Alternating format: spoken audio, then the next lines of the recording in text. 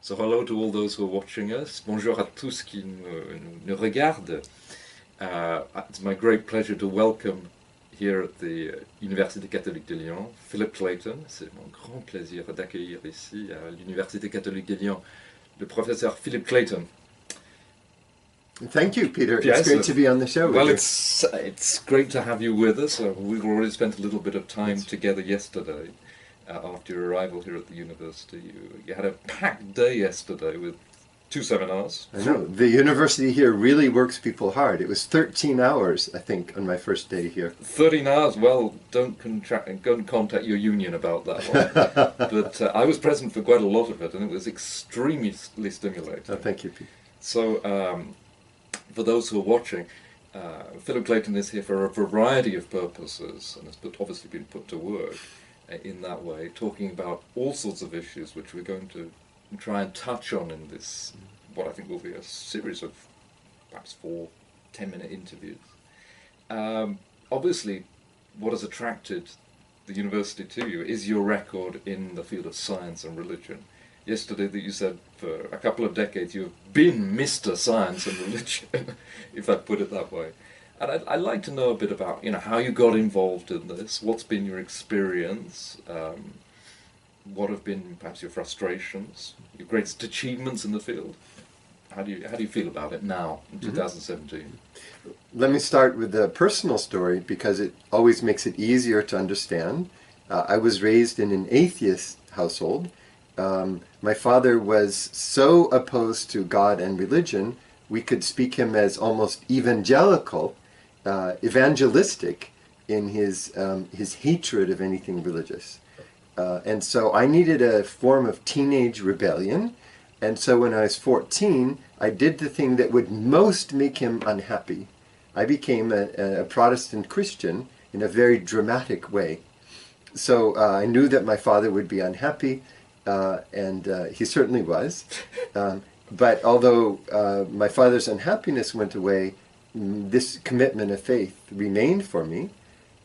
But I wanted to make sure it wasn't arbitrary. It wasn't just something I made up. And particularly I wanted to know whether it was consistent with the best science of our day. So there was often talk of a battle between religion and science. And I wanted to see if I could understand it as a truce, and perhaps even as a common work. So what was your background in science? I began working actually motivated by the science and religion discussion. So during the time I was at Berkeley with Bob Russell, who was a physicist, I worked on the physics. As a doctoral student at philosophy at Yale, I was the only person I knew who was doing problem sets in symmetry theory or something. But the area that I've worked in the most is theoretical biology. And from the origin of life through ecosystems is a fascinating study of the development of life. That's interesting you'd start with biology because I give away a secret here that one of the things you confessed yesterday is you're fed up with talking to French biologists. Because I asked this question, what's one of your frustrations? How is this dialogue with, let's start with biology. How has that turned out? How has it sort of evolved in the last 20 years? I really want to be careful that I'm not singling out any particular nationality. Sure. Because they're the same sort of responses, actually in the majority in U.S. Universities.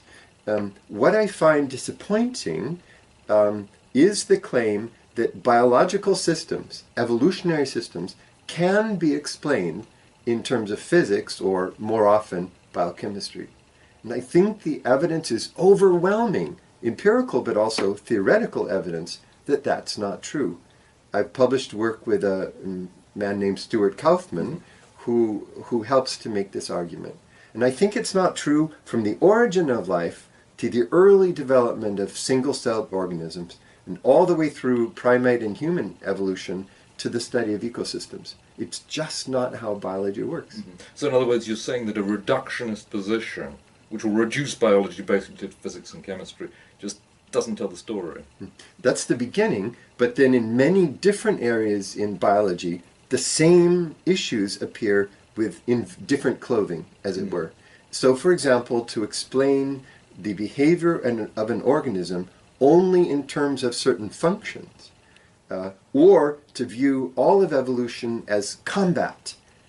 I think it's a misreading even of Darwin, Right. to see survival of the fittest, or as the poet Tennyson says, nature red in tooth and claw. And we're actually finding that many systems are cooperative, Right. and there's a symbiosis in more complex organisms. And that's been left out of many of the accounts. So do you find there's been a lot of resistance from the biologist community when you say things like this?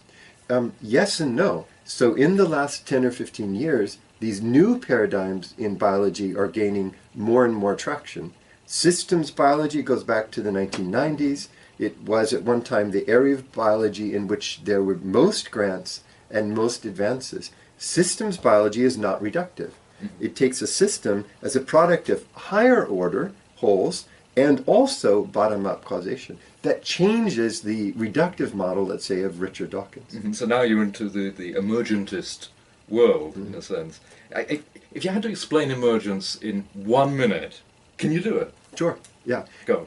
We would normally say, biologists traditionally said that there were individual particles or parts that together constituted more complex organisms, that constituted the most, and so forth. So, explanation meant moving back down. As Steven Weinberg says, all explanatory arrows point downward. That's just not how biology works. It understands the emergence of organisms through environment and increasing complexity. Now, there are two ways to do that. Call that emergence. One way is to say, sure, there are more complex systems, and they need to be understood, but they have to be understood downward. So an organism is actually a series of parts, eventually cells, and their biochemical and so forth. It's not simple reduction, it's weak emergence. And so I and others have advanced the notion of strong emergence, which means when an organism exists and interacts with others, it's an emergent phenomenon to be understood at that level with its own causes and so forth on all the way up to humanity. In other words, if you're not going to look at the higher level, you can't just extrapolate everything out of the bottom level. That's right. But it's actually the focus on the current level, which is why I'm interested in systems biology, because the interactions in a given ecosystem are not primarily physical or even physiological interactions. They're interactions of agents with each other and with a particular ecosystem. That's a very different model for studying life, and I think empirically far more adequate than the alternatives. But presumably it's the notion of strong emergence which has provoked some reaction. That's exactly right, and you will find it on the part of geneticists who want to say that the DNA strand has upward control. But so much of the evidence is moving against those sorts of approaches. From epigenetics, presumably. Yes, and epigenetics starts already with the relationship between cells, but actually within the cell itself there's a sort of epigenetic function, in particular that proteins will actually cause the expression of particular parts of this data set, if you will, of DNA. And even to the level that strands of the DNA will be transposed, they're called transposons, as required by the environment through the functioning of the cell. That's an amazingly different model. So what do you think is behind the resistance? It's actually a good question. The best science, the science that the tradition hopes for, is downward. I have to admit, if we could give an explanation of biological systems in terms of chemistry, that would be a higher achievement by scientific standards, which I myself share. It's just that it's not always possible. It's not possible to take thought and reduce it to neural interactions. It's not possible, skip the rest, to take biological systems which are pervasively influenced by evolutionary pressures and explain them in terms of prebiotic factors like chemical interactions. Do you see any signs that within the biologist community, things are changing? Yes, yes. What was heresy, especially in the 30s and 40s with the advancement of the neo-Darwinian synthesis, and continued through Richard Dawkins, are now being undercut by certain kinds of research. Evo-devo is evolutionary developmental biology. Waddington's hypothesis that there can be changes passed across generations. We have more big and more heresy. Complete heresy, and now we have solid data for it. So for me, it's a time of revolutionary change in biology. We're looking for what we call biology's Einstein. Right. So we need somebody who can put these pieces together into a new post-Darwinian model. It has to preserve what Darwin was right about, which is many, many things. But there's another framework. So in other words, what you're trying to suggest, it seems to me, is that we're in a paradigm shift.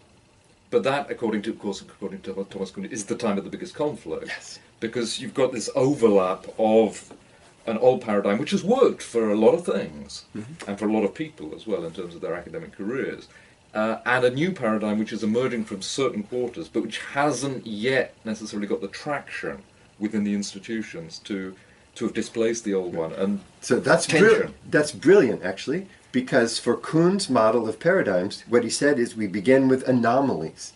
These are pieces that won't fit in the paradigm, and more come until we have what he calls a conversion to a new paradigm. Why we need biology's Einstein is that we haven't formulated the new paradigm yet. We have all these pieces, but it hasn't come together yet. So if there's anybody watching us who claims to be biology's new Einstein, please get in touch with Philip Clayton. Yeah, we'd love to talk to him or her, and I can promise good press. And we'll try and video it too. Thank you very much.